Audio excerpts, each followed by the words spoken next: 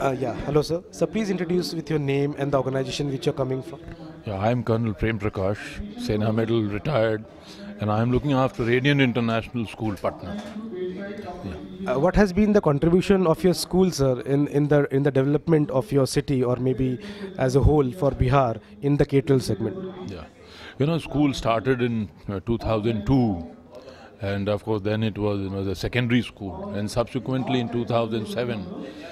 8 we had the first batch of K-12, or rather the plus 2, and first batch passed out in 2009, and now ever since about let's say 10 years now we are into this plus 2 students are passing. So we've had earlier a science and commerce stream. Now we've added humanities also since last year, and in fact we have added 2 more subjects this year. And as far as you see the contribution in our society is concerned, we've had now about the last 4-5 years the alumni who have graduated and are going to different fields, whether it is the fields of science or the commerce field, and they've joined IIT, they've joined the medical, they've gone as CAs now, and also become lawyers, and some of the students have also gone abroad, and they are doing fairly well, and Radiant has got a good name in Patna, and in fact we were adjudged as the 10th best school in Bihar as far as the co-ed day school is concerned by Education World. Yeah. So if I talk about the traditional education versus the digital education or the smart education today, where will you rate your schools, or what are the developments coming in that forms?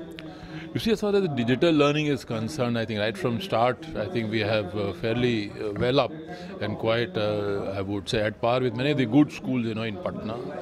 And in fact, 2 years ago, we were also granted the funds by the Niti Aayog, and we had the Atal Tinkering Lab, wherein we had this digital learning as one of the aspects, where we had this things like Internet of Things and so on.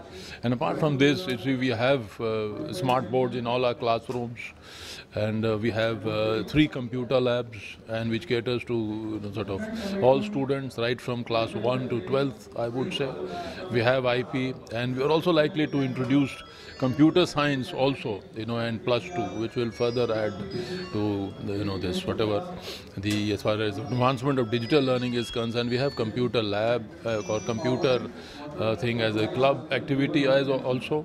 Then also thinking of having this now the augmented technologies like cloud computing, like artificial intelligence, robotics, and so on, as additional sort of a committee and the students who will further improve upon all these aspects. And of course our teachers are also well up as far as this thing is concerned. We also had in fact a training by Microsoft earlier this year, wherein our teachers were also trained.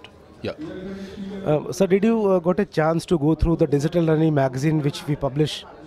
Yeah, I did have an opportunity. It's a nice magazine, and it generally covers good sort of subjects, the thematic, the contemporary topics, which would help, many of us in the field of education. Yeah.